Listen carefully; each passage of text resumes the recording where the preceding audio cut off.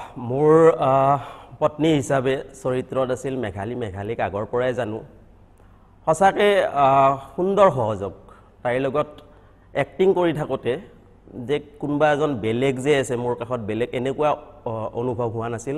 সঁচাকৈ মোৰ কোনোবা নিজৰে, মোৰ সঁচা যেন মোৰ নিজৰে পত্নী হয়, তেনেকুৱা এটা ফিল মই অনুভৱ কৰিছিলোঁ।